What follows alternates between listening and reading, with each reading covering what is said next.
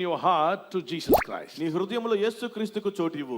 Second, give first place to God in everything. రెండవదిగా అన్ని విషయాల్లో దేవునికి మొదటి స్థానాన్ని ఇవ్వాలి. The third point, everything in every day seek God's will and God's presence. మూడవదిగా ప్రతి దినము దేవుని చిత్తాన్ని దేవుని సన్నిధిని వెతకాలి. The fourth point he said, give tithe to God because God given energy, God given health, he used it.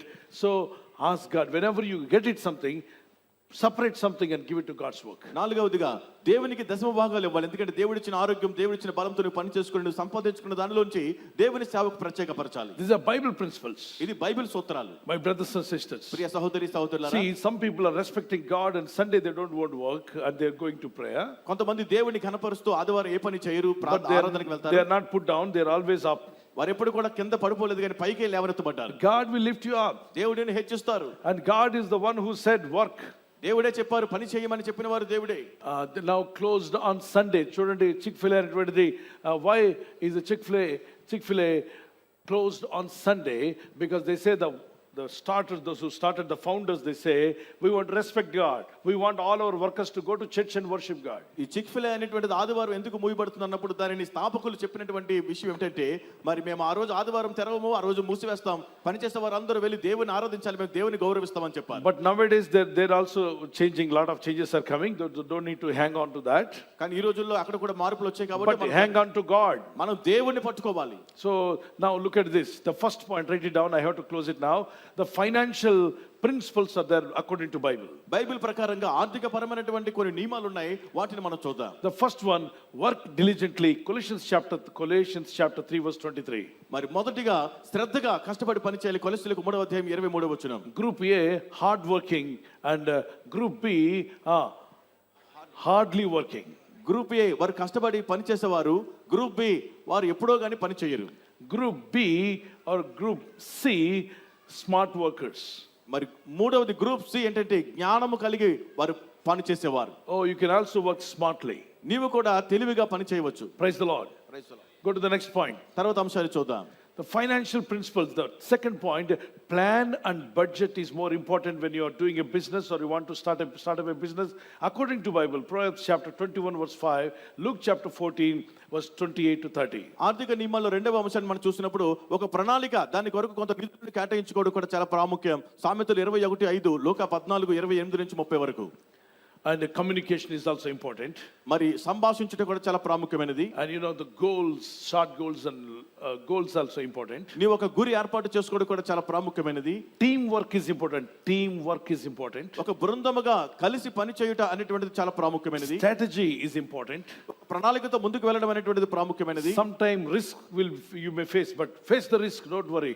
God will give you victory. కొన్నిసార్లు నువ్వు ఏదైనా ఇబ్బంది ఎదుర్కోవచ్చు కానీ దేవుడు నీకు జయమిస్తారు. You must have a vision. నీకు ఒక దర్శనం ఉండాలి. And you must also go forward. Whatever the cost, you go forward. నీవు ఏ పని చేస్తున్నావో దానిలో నీవు ముందుకు సాగిపోయే విధంగా కొనసాగాలి. Organize well. నీవు చక్కగా దాన్ని నిర్వహించుకోవాలి. Discipline yourself. నీవు క్రమపరుచుకోవాలి. Control your emotions. Don't get anger on your workers. నీ భావోద్రేకాన్ని నీవు అదుపులో ఉంచుకోవాలి. నీ పని చేసే వారిపైన కోపం చూపించకూడదు. Don't simply shout and spoil the atmosphere early in the morning when you get into the office. నీవు ఆఫీస్కి వెళ్ళంటే వేకువనే కేకలు వేస్తూ అక్కడ ఉన్న మంచి వాతావరణాన్ని పాడు చేయకండి. Start a day, your job, that's with a smile. నీ ఉద్యోగము ఆ దినమును నీవు నవ్వుతో ప్రారంభించాలి. Maybe all are not perfect. Some people will do plus and minus, but smile and start the day so that day will be a beautiful, wonderful, blessed day. అందరూ పరిపూర్ణులు కాదు, కొన్ని ప్లస్లు మైనస్ ఉంటాయి కనుక నీవు చక్కగా చిరునవ్వుతో ఆ రోజును ప్రారంభించుకుంటే దినమంతా దీవించబడతావు. Go to the next point. తర్వాత అంశం. The third point, seek wise counsel. Proverbs chapter 15 verse 22, you will have a good stability in your finance. నీవు ఒక మంచి ఆలోచనకర్తను వెతకాలి. సామెతలు 15:22 ప్రకారంగా ఒక చక్కని సలహాదారుని కలిగి ఉండాలి. Try to take good counseling for the people, those who are in business, those who are ahead of you. నీకంటే ముందుగా ఆ యొక్క వ్యాపారంలో అనుభవం కలిగిన వారి వద్ద నుండి మంచి సలహాలు తీసుకోవాలి.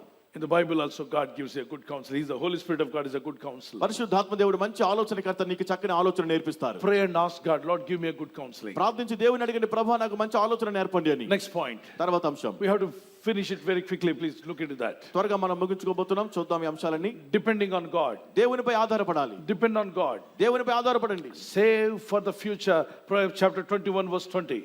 ఇక భవిష్యత్తు కొరకు నీవు కొంత దానిని పొదుపు చేయాలి, దాచాలి. సామెతలు 21:20. Don't waste everything. అన్నిటినీ మీరు వృధా చేయొద్దు. When God gives you some profit, keep it something and something you have to work it. దేవుడు లాభం ఇచ్చినప్పుడు కొంత నువ్వు దానిని దాచి కొంత దానిని పని చేసుకోవాలి. Because you need to invest in the days to come. ఎందుకంటే రాబోయే దినాల్లో నువ్వు పెట్టుబడి పెట్టవలసి ఉంటుంది. Most of you know that. మీలో చాలా మందికి తెలుసు. You have to savings must be there. కొన్నిటిని నువ్వు పొదుపు ఆదా చేయడం అనేది ప్రాముఖ్యం. Some people say దేవుడు రేపటి గురించి చింతించొద్దన్నాడండి, కాబట్టి వెళ్ళిపోయి పారడైస్ హోటల్ ఏం చేయొచ్చు, కంటికి రోజు 3 పూట్ల బిర్యానీ తినండి. దేవుడు చింతించొద్దన్నాడు నిజమే, కానీ ఆలోచించొద్దనలేదు. దేవుడు దేనిని గురించి చింతించవద్దన్నాడు, కానీ ఆలోచించవద్దని అనలేదు. ఆలోచన వేరు, ఏంటి చెప్పండి, చింత అంటే ఏంటి? అయ్యో నేను సంపాదిస్తాను లేదు, కలిసి వస్తుందో రాదో, ఏమైపోతుందో పరిస్థితి, నా బ్రతికేమైపోతుందో, నేనేమైపోతానో, వయసు పెరిగిపోతాను, ఇది చింత. ఆలోచన ఏంటి? నేను పలానా రోజు వెళ్ళబోతున్నాను, ఫ్లైట్ టికెట్ బుక్ చేశానా లేదా, ట్రైన్లో టికెట్ బుక్ చేశానా లేదా, నేను పెట్టుబడి ఎలా పెడుతున్నాను, ఏ విధంగా నేను అభివృద్ధి పొందాలి, ఏ విధంగా నేను పైకి రావాలి, నా దగ్గర ఉన్న వర్కర్స్ ఎలా ఉన్నారు, నేను ఎటు వెళ్తున్నాను. ఆలోచన. రేపటి గురించి ఆలోచన, ఎల్లుండి గురించి ఆలోచన. ఇప్పుడు పిల్లలు చింతించవద్దని చెప్పి వాడు చదవకుండా కూర్చుని, నా అమ్మ చింతించొద్దన్నాడు దేవుడు అని కూర్చుంటే వాడికి పరీక్షలో మార్కులు వస్తాయా? ఇప్పుడు ఏం చేయాలి? వాడు ఆలోచించి పరీక్షలు దగ్గరకు వస్తున్నాయని ప్రతి సెకండ్ కూడా జాగ్రత్తగా వాడుకొని చదవాల్సిన టైంలో చదివి, నిద్రపోవాల్సిన టైంలో నిద్రపోయి, మంచి ఆహారం తీసుకొని, లైట్ న్యూట్రిషన్ ఫుడ్ తీసుకొని సిద్ధపడితే వాడు పరీక్షలు రాయగలుగుతాడు. Praise the Lord. హల్లెలూయా. జీవితంలో కూడా, ఆత్మీయ జీవితంలో తప్పనిసరిగా ద 5th పాయింట్ రాసుకోండి. Be content. Hebrews chapter 13 verse 5. It is more important every God child, the child of God. You can do business, but you must have content. 5వదిగా ఇది చాలా ప్రాముఖ్యమైనది, తృప్తి కలిగి జీవించుట. హెబ్రీయులకు 13:5 దేవుని బిడ్డలందరూ దీన్ని కలిగి ఉండాలి. Philippians 4:11. ఫిలిప్పీయులకు 4:11 కూడా. Hallelujah. I have learned, he says, I have learned in whatever circumstances I am to be content. In every circumstances, in every situation I am content. నేను ఏ స్థితిలో ఉన్నానో ఆ స్థితిలోనే సంతృప్తి కలిగి ఉండుట నేర్చుకొని ఉన్నాను. Next point. తర్వాత అంశాన్ని చూద్దాం. The 6th point. 6వ అంశము. Give generously. Malachi chapter 3 verse 10. When you're giving to God, Lord, thank you for the good health that you gave me. Thank you, Lord, time you gave me. Thank you, Lord, for this many years you gave me. I'm earning. That's all because of your grace. I'm giving tithe. It's not all money, what all you got it. Only tithe, 10 part of the money what we are giving, give it to God's work. May God bless you abundantly. 6వదిగా దేవుని సేవ కొరకు ఇచ్చేవారిగా మనం ఉండాలి. మలాకి 3:10 ప్రభువా, నీవిచ్చిన ఆరోగ్యం, నీవిచ్చినటువంటి ఆయుష్, నీవిచ్చిన బలంతో నేను పని చేసుకుంటున్నాను, కాబట్టి నాకు ఇచ్చిన లాభం, ఆదాయంలో నుండి 10వ వంతు భాగాన్ని నీకు చెల్లిస్తున్నాను ప్రభువా అని సంతోషంగా దేవునికి ఇచ్చేవారిగా ఉండాలి. The 7th point, give God your time. That's what I told you, explained to you. Time, talent, treasure. 7వ అంశము, దేవునికి మీ యొక్క సమయాన్ని, మీ యొక్క తలాంతులను, మీ యొక్క ధనమును అనగా 10వ భాగములు ఇచ్చేవారిగా మీరు ఉండాలి. And may God bless you. అప్పుడు దేవుడు మిమ్మల్ని దీవిస్తారు. ఎవరి దగ్గరైనా మీరు తీసుకున్నది ఇవ్వకపోతే ఏం చేయాలి అంటే, కష్టపడిన పని మీ దగ్గర ఉంచుకున్నట్లయితే యాకోబు పత్రికలో కూడా ఉంది, ఎవరి కష్టము ఉంచుకోవద్దన్నాడు. కాబట్టి ఒకవేళ మీకు దేవుడు గుర్తు చేస్తే ఇచ్చేసేయండి. అలాగే దేవుని బిడ్డలారా, ఎవరి దగ్గరైనా పని చేయండి, పని చేయించుకోవచ్చు, పనిలో పాల్గొనవచ్చు. ప్రభు అంటాడు, 5 తలాంతులు ఇచ్చిన వాడు 5టిని 10 చేశాడట. ఒకసారి 5,000 చూపిస్తారా? 5టిని 5 ఇచ్చాడు దేవుడు. ప్రభు ఒక అతనికి ఇచ్చాడు. ఇచ్చినప్పుడు ఆ యజమానుడు ఇచ్చిన 5టిని తీసుకొని మరొక అతను ఏం చేశాడు, వాటిని ఆయన ఊరెళ్ళి వచ్చేలాగా ఎన్ని చేశాడు? 10 చేశాడు. ఇన్వెస్ట్ చేసి దాన్ని అభివృద్ధి పరిచాడు. ప్రభు అంటున్నాడు, మరొకరికి 3 ఇచ్చాడట. చెప్పండి, ఎన్ని? 3 2 3 2 ఇచ్చాడు. 2 ఇస్తే ఎన్ని చేశాడు ఆయన? 4 చేశాడు. మరొక అతనికి 1 ఇచ్చాడు. 1 తీసుకున్న వ్యక్తి ఏమన్నాడంటే, ఎప్పుడైనా ఇచ్చినోడు మళ్ళీ అడుగుతాడని ఇంటి వెనకెళ్ళి గొయ్యితోవి ఎందులో పెట్టాట. అప్పుడు ఈ యజమానుడు తిరిగి వచ్చాడు, నాన్న 5 ఇచ్చాను, ఏం చేసావని అడిగితే, సార్ మీరు ఇచ్చిన 5ని నేను డెవలప్ చేసి ఎన్ని చేశాను. బలా మంచి దాసుడు అని చెప్పాడు. బలా మంచి దాసుడు అని. ఓకే, డెవలప్ చేసినోడు ఏమన్నాడు? Good, well done, good servant అన్నాడట. దేవుని దగ్గర వెల్ డన్, గుడ్ సర్వెంట్ అనిపించుకోవాలనుకున్న వారు దేవునికి స్తోత్రం చెప్పండి. అంటే దేవుడు మనకి ఇచ్చిన తలాంతులను ఏం చేయాలి? డెవలప్. స్కిల్ని ఏం చేయాలి? డెవలప్. లాంగ్వేజ్ని డెవలప్, కమ్యూనికేషన్ స్కిల్స్ డెవలప్ చేయాలి, ప్రార్థన, ఆత్మీయ జీవితం, డెవలప్ చేయాలి, భక్తి కలిగి ఉండడం. అప్పుడప్పుడు చిన్న భక్తి, ఇప్పుడు భక్తి పెరగాలి, విశ్వాసం, ప్రార్థన జీవితం, టాలెంట్ని డెవలప్ చేసుకోవాలి. అలా ఉంచుకోవడానికి కాదు, దేవుడు ఇచ్చింది దాన్ని పెంచుకోవడానికి ఇచ్చాడు. 2 తీసుకున్నవాడు ఎన్ని చేశాడు? వెల్ డన్ గుడ్ సర్వెంట్ అని అంటే ప్రభు.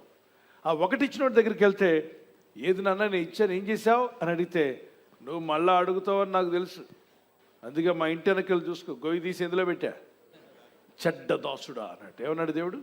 చెడ్డ దాసుడా. ఎందుకంటున్నావు ప్రభు చెడ్డ దాసుడా అని? నువ్వు ఇచ్చింది నీకు ఇస్తున్నానుగా అంటే, నేను ఇచ్చింది మట్టిలో పాతేయడానికి ఇవ్వలా, నీకు ఇచ్చిన దాన్ని నువ్వేం చేయాలి? డెవలప్ చేసి అభివృద్ధిపరచడానికి ఇచ్చాను. దేవుడు మనకి ఇచ్చిన ఆరోగ్యాన్ని పాడు చేయడానికి వాడుకోకండి, దాన్ని బాగు చేసుకోవడానికి వాడండి. దేవుడు మీకు ఇచ్చిన సమయాన్ని పాడు చేయడానికి వాడకండి, మంచి కోసం దాన్ని వాడండి.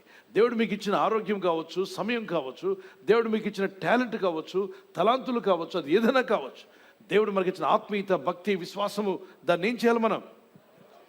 చెప్పండి చెప్పండి. ఈ మాట జ్ఞాపకం చేసి ప్రార్థన చేసుకుందాం. 3.6 crores ఫాలోవర్స్ ఉన్నటువంటి ఒక వ్యక్తి ఈ మధ్య ఒక స్టేట్మెంట్ ఇచ్చాడు. ఇతను ప్రపంచంలో చాలా మందికి పరిచయం, యవనస్తులు చాలామంది ఇతని పాటలు వింటుంటారు. కానీ ఇప్పుడు వెళ్ళి మీరేం చూడనక్కర్లా, విన్నక్కర్లా. ఆయన చెప్పిన ఒక మాట తీసుకుందాం. ఏమన్నాడంటే, ఈ మధ్య చెప్పాడు, జీవితంలో ప్రపంచంలో చాలా ఇతనంటే మిగిలిన వాళ్ళందరికీ ఒక ఇన్స్పిరేషన్. ఎంతమంది ఫాలోవర్స్ ఉన్నారు, ఎంత ఫేమ్ ఉంది దీనికి అని అందరూ ఒక క్రేజ్ ఈయనంటే. ఇప్పుడు ఇతనేమన్నాడు తెలుసా? హలో, యేసు ప్రభు ఒక మాట చెప్పారు, మీకు ఇంపార్టెంట్ న్యూస్ చెప్పాలి. ఏంటంటే, లోకమంతయు సంపాదించుకునే తర్వాత తాను కోల్పోతే వాడికి ఏం ప్రయోజనం అన్న మాట బైబిల్లో ప్రభు నాతో మాట్లాడాడు. అందుకే నేను చెప్తున్నాను మీ అందరికీ ఇంపార్టెంట్. కానీ స్టేజ్ మీద నిలబడి కోట్ల మంది తన ఫాలోవర్స్ ఏమనుకున్నా పర్వాలేదు, జీసస్ చెప్పిందని నేను వింటాను, ఇక నుండి జీసస్ మాటకు లోబడాలనుకుంటున్నాను, లోకమంతా సంపాదించి నరకానికి పోతే ఏంటి ప్రయోజనం? కాబట్టి నాకు ఎంత ఫేమ్ ఉన్నా, నేమున్నా, అది చచ్చినప్పుడు నాతో రాదు. ధన సంపదలు నాతో రావు. ఫేస్బుక్ ఫ్రెండ్స్ నాతో, వాట్సాప్ ఫ్రెండ్స్, ఓహో ఆహా సూపర్ అన్న, ఊఫర్ అన్న, బంపర్ అన్న అన్నాడు ఎవడు రాడు. కాబట్టి నేను చచ్చినప్పుడు కలవాల్సిన వాడు ఎవరు? నాకు వేలు ముద్రిచ్చి కంట్లో ఐరిస్ పెట్టినోడు అడుగుతాడు, ఏం చేసావరా భూమి మీద అని. అప్పుడు నేను లెక్క చెప్పాలి. కాబట్టి నేను భూమి మీద బతికినప్పుడు ఆయనకి ఇష్టంగా బతుకుతాను, చేయగలిగిన మంచి చేస్తానని చెప్పాడు. ప్రతి ఒక్కరు కూడా ఆ విధంగా జీవించడం మంచిదని వారు గట్టిగా దేవునికి స్తోత్రం చెప్పగలరా?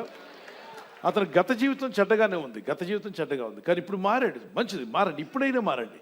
ఇంతకుముందు సరిగా లేకపోవచ్చు, ఇప్పుడు ఈరోజు మారమంటున్నాడు దేవుడు. ఈరోజు రక్షణలోకి రమ్మంటున్నాడు. ఇన్నాళ్ళు నువ్వు ఎలా ఉన్నావు? ఓకే, ఇప్పుడు ప్రభు నా తప్పిదాలు క్షమించు, నా గత జీవితాన్ని క్షమించమని నువ్వు ప్రార్థన చేయమంటే ప్రభు నిన్ను పరిశుద్ధపరిచి శుద్ధీకరించడానికి ప్రభు సిద్ధంగా ఉన్నాడు. యాక్సెప్ట్ చేస్తాడు, తిరిగి తన కృపనిస్తాడు, ఆయన జ్ఞానం ఇస్తాడు, అభిషేకం ఇస్తాడు, శాపాలు తొలగిస్తాడు. ఒక నూతన ప్రారంభం దేవుడు మీకు దయచేయాలని ఆశిస్తూ ఉంటే మీ చేతిని పైకెత్తగలరా? ప్రార్థన చేసుకుందాం. దేవుని బిడ్డలారా, గుండె మీద చేపెట్టుకోండి. ఒక చేతిని